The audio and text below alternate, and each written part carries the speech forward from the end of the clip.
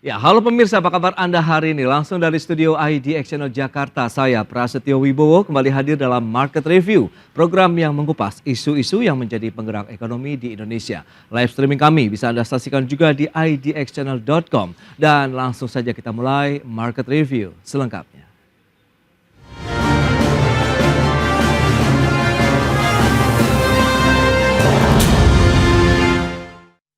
Ya pemirsa, industri pengguna gas bumi saat ini tengah menantikan kelanjutan dari program harga gas bumi tertentu atau HGBT di tahun 2025. Adapun keputusan mengenai perpanjangan hingga sektor penerima HGBT di tahun ini masih dalam proses pembahasan yang akan dituangkan nantinya dalam peraturan presiden.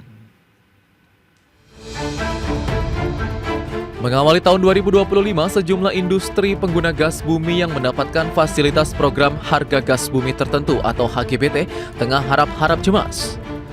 Hal ini seiring dengan telah berakhirnya kebijakan HGBT yang diperuntukkan bagi 7 sektor industri senilai $6 Amerika Serikat per metric million British Thermal Unit atau MMBTU pada 31 Desember 2024 lalu.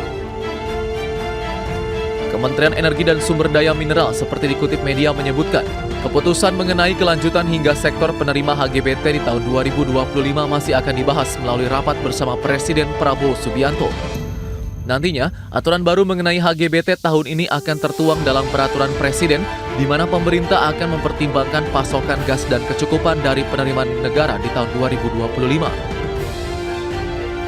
Sementara itu, ketujuh sektor yang selama ini memperoleh kebijakan harga gas bumi tertentu meliputi industri pupuk, petrokimia, oleochemical, baja, keramik, kaca, dan sarung tangan karet. Bahkan Kementerian ISDM telah menerima rekomendasi tambahan sebanyak 15 subsektor industri yang diusulkan sebagai penerima program HGBT. Dengan demikian, selama menunggu keputusan pemerintah terkait kelanjutan penerapan kebijakan harga gas bumi tertentu atau HGBT tahun 2025, maka harga gas murah untuk 7 industri penerima HGBT akan mengikuti harga komersial. Jakarta, Tim Liputan IDX Channel.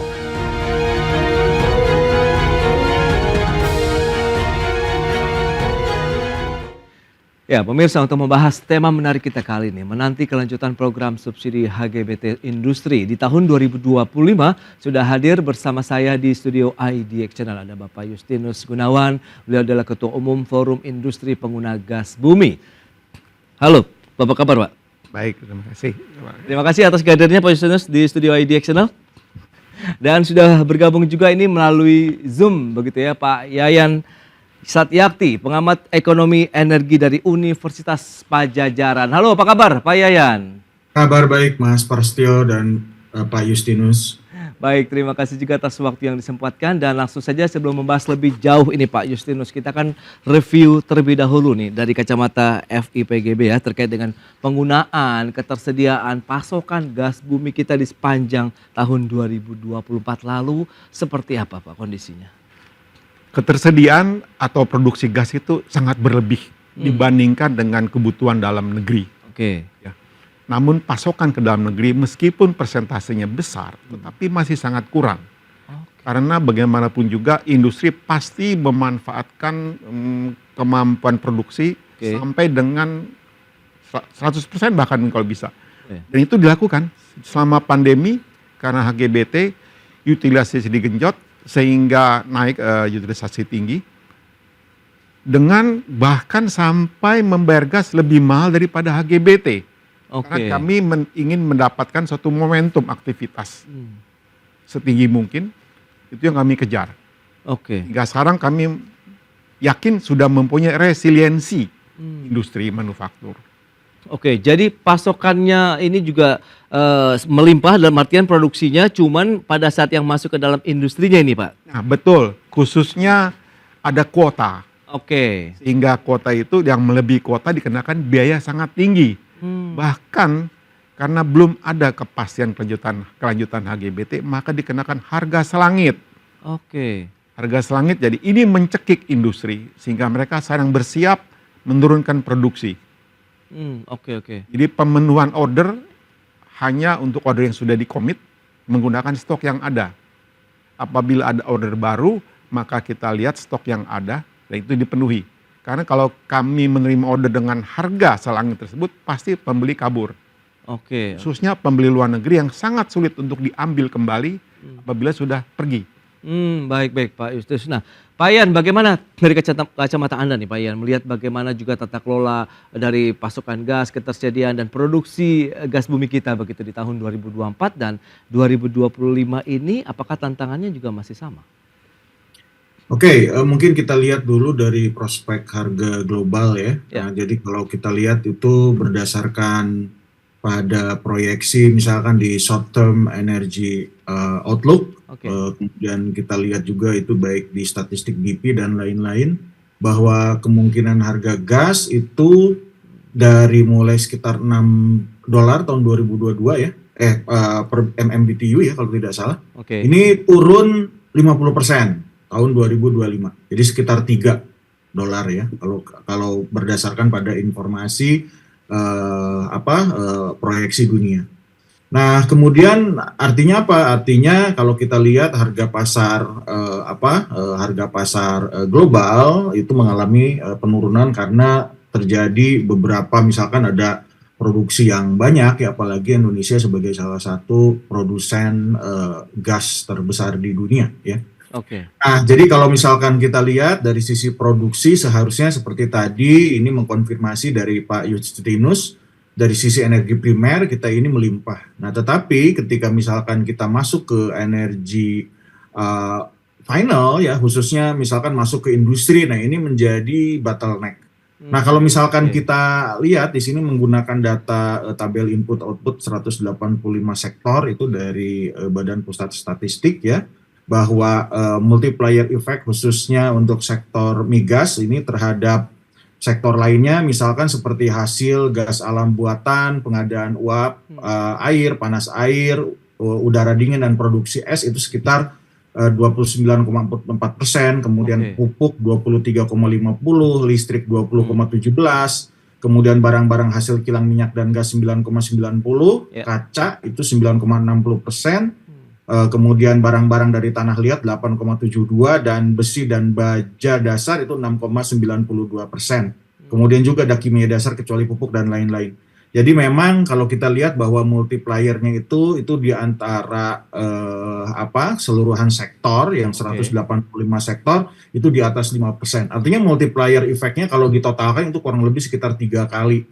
Nah, jadi kalau kita lihat pemanfaatan gas ini, kita sebagai salah satu produsen, tetapi multiplier efeknya masih relatif kecil, hanya 3 kali. Dan kalau kita lihat bahwa pemanfaatan gas domestik khusus untuk industri, itu hanya sekitar 20 sampai dengan 5%. Jadi kalau kita lihat di sini bahwa gas itu bukan untuk manfaat bagi kita ya, tetapi dijual, kemudian juga kita memperoleh manfaatnya ini ya dari hasil jualan. Sementara kalau misalkan kita lihat dari hasil jualan ya trade marginnya juga ya kalau kita lihat multiplier efeknya misalkan ke penciptaan tenaga kerja dan lain-lain itu relatif mungkin lebih ya, mungkin di sini mungkin quick yield ya, artinya cepat dapat uang. Nah, tetapi kalau misalkan dari sisi penciptaan tenaga kerja saya kira ini relatif sangat ya mungkin kecil lah ya. Nah, kalau misalkan kita lihat di sini juga dengan data yang sama, kemudian kita lakukan analisis, andaikan misalkan harga gas itu naik ya 1 sampai dengan 30% katakan ya. Misalkan, nah ini ternyata rata-rata memperoleh dampak itu kurang lebih misalkan seperti sektor TPT. Ini TPT itu sekitar 20%. Jadi akan ada penurunan output itu sebanyak 20%, kemudian juga misalkan seperti tadi chemical 18%, kemudian juga karet itu 19%, kemudian juga sektor-sektor lainnya itu di kisaran sekitar 3 sampai dengan 5%. Artinya kalau misalkan sekarang harga gas ini naik untuk industri itu akan melemahkan khususnya produksi ya, dan akan menurunkan output, dan itu akan kalau misalkan kita lihat misalkan kinerja ekspor itu akan menurunkan kinerja ekspor misalkan untuk industri TPT itu di kisaran sekitar 28%.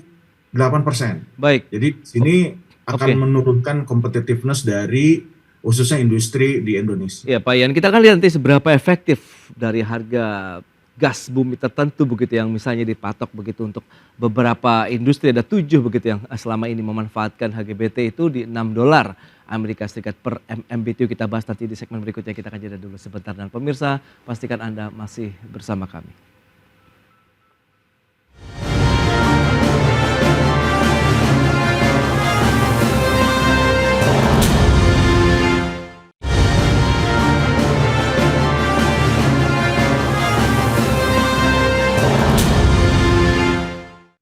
Ya, terima kasih Anda masih bergabung bersama kami dalam Market Review. Pemirsa, berikut ini kami sampaikan data untuk Anda terkait dengan 7 industri yang menjadi penerima program HGBT. Itu dari industri mana saja? Ya, seperti yang bisa Anda saksikan di layar televisi, ada pupuk, kemudian petrokimia, oleochemical, baja, keramik, kaca, sarung tangan, karet. Bahkan ada wacana untuk memperluas lagi begitu, ada tambahan sekitar 15 industri yang bisa mendapatkan program HGBT, meskipun ini juga masih dalam proses pembahasan di pemerintah. Berikutnya PMI Manufaktur Indonesia. Setelah berbulan-bulan, tepatnya 5 bulan terakhir begitu ya, kita mengalami level kontraksi, dan di bulan Desember akhirnya kita bisa rebound menjadi 51,2 poin atau sudah kembali lagi ke level ekspansi untuk PMI Manufaktur Indonesia. Baik, kita akan lanjutkan kembali perbincangan hari ini bersama dengan Bapak Justinus Gunawan. Beliau adalah Ketua Umum Forum Industri Pengguna Gas Bumi, dan juga ada Bapak Ian Satyakti dari Universitas Padjadjaran. Pak Justinus, menarik. Seberapa efektif berarti kalau penerapan HGBT $6 Amerika per MMBTU? Kalau tadi sudah disampaikan Pak Yayan, dampaknya cukup ya ngeri-ngeri sedap juga begitu ya Pak Justinus, kalau memang nanti harganya naik begitu. Nah, selama ini kan belum ada keputusan nih HGBT dilanjutkan. Itu industri menggunakan harga gas komersial atau bagaimana Pak Justinus? Mulai Januari akan diterapkan harga komersial 16,77 US dollar. 16,77, wow. Sangat tinggi dibandingkan HGBT yang 6,5. Oke. Kalau kita mundur ke belakang, bahwa tahun lalu harga itu tanda kutip naik dari 6 ke 6,5 dalam Capman SDM. Itu masih bisa diserap karena 2-3 tahun sebelumnya industri sudah mendapatkan suatu vitalitas. Oke. Nah, dampaknya itu bahwa utilisasi naik.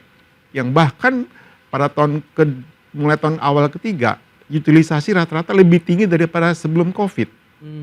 Artinya keputusan HGBT dengan kajian akademis sebelumnya itu sangat efektif, terbukti pada saat COVID. Oke. Dan ini sebenarnya adalah suatu intangible asset pemerintah. Mekanisme HGBT sudah berjalan dengan baik. Iya. Efektivitasnya sudah dilihat, dikaji, dan disampaikan oleh Menteri Perindustrian 3 kali manfaatnya. Ada 3 kali begitu Iya. yang bisa didapatkan begitu. Nah, terkait dengan aktivitas dari 7 sektor industri yang memang akhirnya bisa mendapatkan begitu, Anda katakan sudah menggunakan harga gas industri 16,77, ini lumayan jauh sekali begitu dampaknya. Nah, lantas apa yang strategi yang diterapkan begitu, mengingatkan ini berlipat lagi nih penggunaan gasnya? Pertama, persiapan untuk menurunkan produksi. Wow, oke. Karena meskipun stoknya masih ada, itu hanya untuk memenuhi order yang sudah masuk. Ya, ya. Sedangkan order baru itu dipenuhi dengan harga yang masih sama, mungkin dengan stok yang masih ada. Oke. Sambil mengulur-ngulur waktu. Hmm. Nah, inilah saat-saat kritis kelanjutan HGBT itu sangat diharapkan dinyatakan oleh pemerintah. Ya. Kami sangat menunggu 100 hari pemerintahan Pak Prabowo ini dapat menetapkan HGBT. Mungkin kalau dianalogikan sama dengan makan siang gratis ya, makan bergizi gratis, yang ditujukan supaya kita mempunyai generasi kita menyambut generasi emas itu bisa menjadi bagus, tumbuh. Oke. Demikian juga HGBT.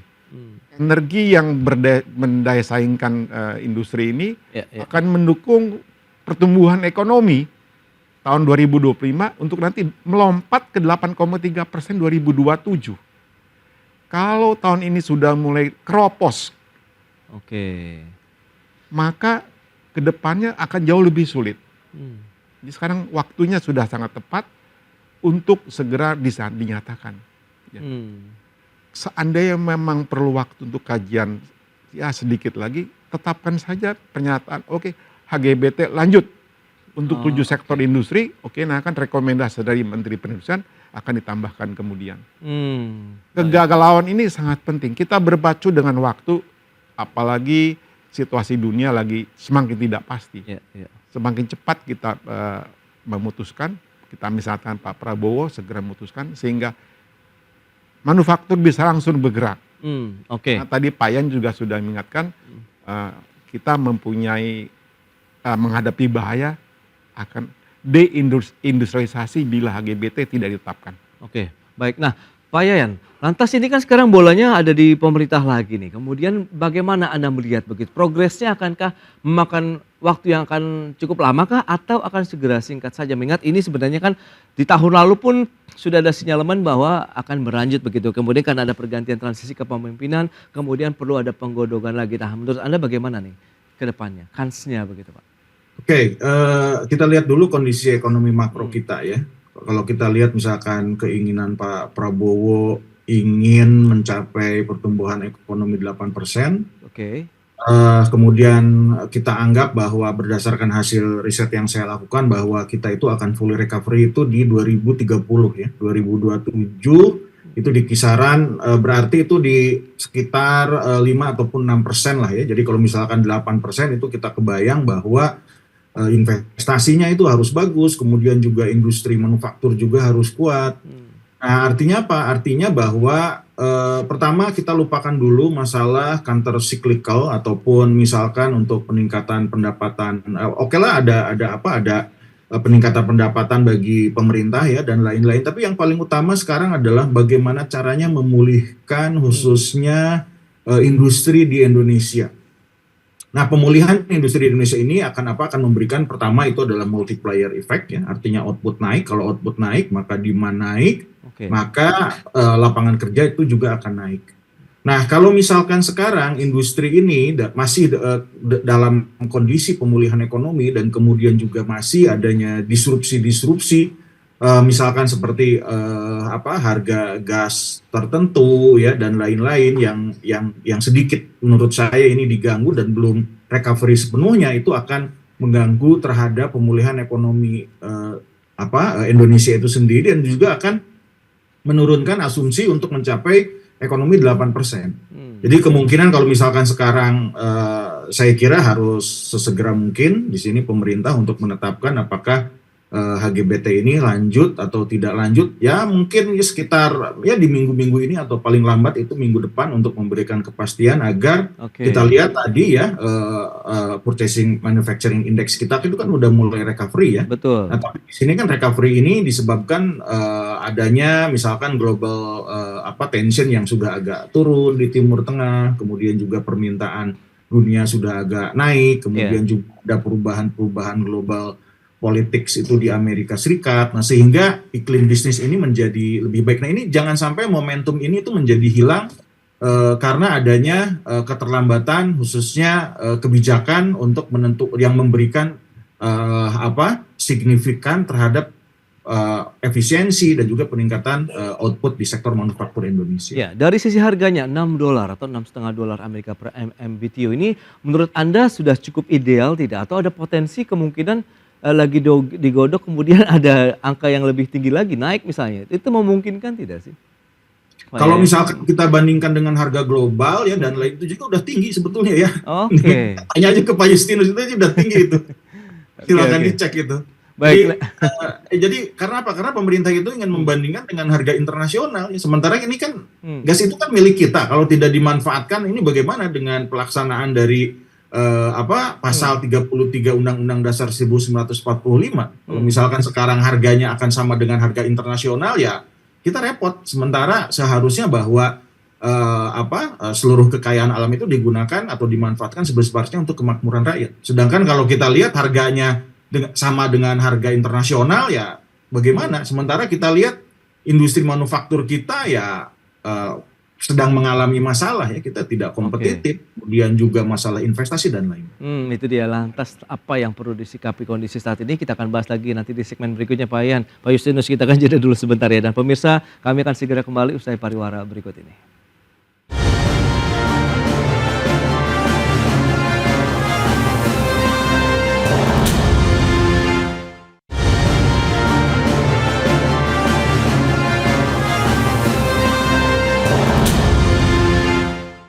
Ya, Anda masih menyaksikan Market Review. Kita lanjutkan kembali perbincangan menarik ini bersama dengan Bapak Justinus Gunawan, Ketua Umum Forum Industri Pengguna Gas Bumi, dan juga Bapak Yayan Satyakti, pengamat ekonomi energi dari Universitas Pajajaran. Nah, Pak Justinus, bagaimana dengan harganya saat ini di $6 Amerika per MMBTU? Menurut Anda ini potensi masih akan bertahan tidak? Karena ini kan masih digodok begitu. Sementara pelaku industri pasti sudah memberikan sinyal lah begitu. Paling tidak menjalin komunikasi begitu dengan pemerintah, khususnya Kementerian Perindustrian yang nanti disampaikan ke Kementerian SDM begitu.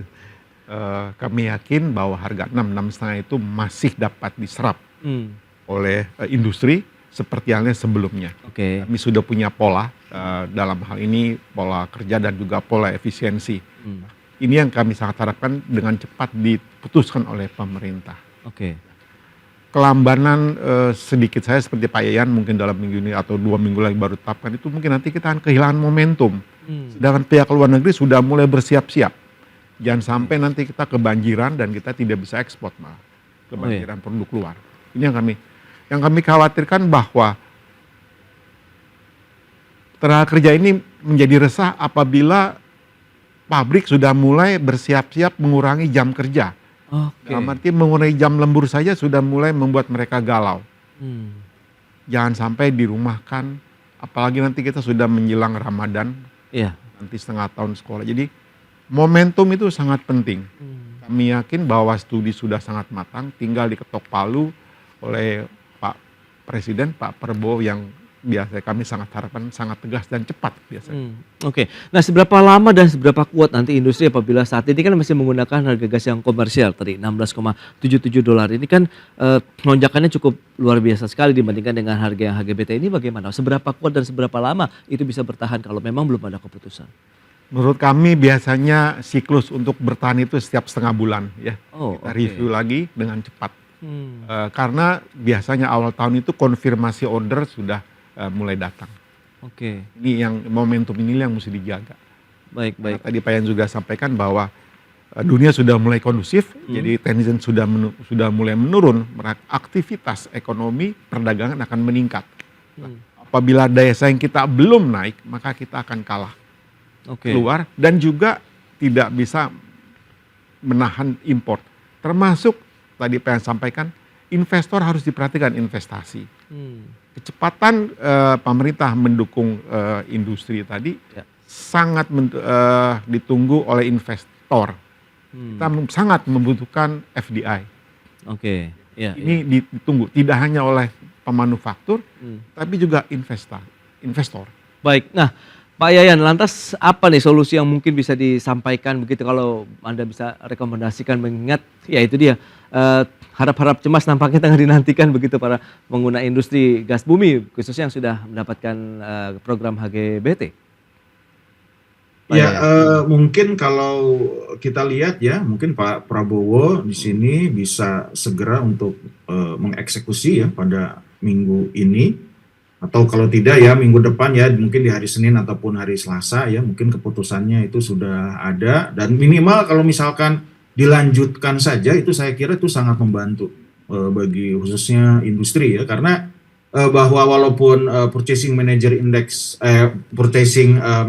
index tadi ya itu katakan itu tinggi, itu sebetulnya hanya menunjukkan di sisi demand ya, tetapi itu bukan dari sisi supply. Nah, jadi di sini khawatir kalau misalkan ketidakpastian ini semakin panjang ya. Nah, ini akan mengakibatkan ada dampak seperti yang tadi telah disebutkan sebelumnya. Jadi mudah-mudahan pemerintah segera melakukan memberikan keputusan yang cepat agar proses khususnya agar perusahaan ini bisa lebih pasti khususnya untuk menyikapi dan juga mengubah strategi yang bisa meningkatkan pertumbuhan ekonomi ya, karena kita kan sekarang ini ditarget nih katakan 8%, berarti sekarang kan kita harus katakan 6% ya tahun ini, tahun depannya mungkin 6,5%, kemudian tahun ketiga 7,5%, nanti di akhir periode Pak Prabowo itu di 8%. Nah, ini supaya juga untuk membantu mengarah ke sana. Baik, terakhir optimisme Anda Pak Justinus, seberapa efektif dan seberapa kuat juga bahwa HGBT ini bisa meningkatkan lagi nih roda geliat industri manufaktur Indonesia sambil memanfaatkan PMI manufaktur kita tadi yang sudah level ekspansi. Berarti kan tadi kalau kita bicara mengenai momentum berarti harus cepat begitu Pak? Kami optimis bahwa pemerintah segera memutuskan mendukung industri dan juga meyakinkan investasi. Oke. Karena kami lihat pemerintah dalam 100 hari ini sudah mulai menggulirkan program-program program prioritasnya. Contohnya misalnya kalau kami analogikan makan bergizi gratis sudah mulai bergulir sebelum 100 hari. Itu membuktikan bahwa roda pemerintah baru sudah berjalan. Demikian juga dengan HGBT yang pada periode sebelumnya sudah berjalan dengan baik mekanismenya. Itu tinggal seperti yang katakan, tinggal ditegaskan saja, dinyatakan lanjut. Nah ini akan menjadi suatu pegangan dalam minggu ini sehingga kami semua bisa bergerak dengan cepat. Tadi Pak Yayan sampaikan kata kuncinya adalah segera. Kita harus segera bertindak, jangan sampai ketinggalan dengan pihak lain. Oke.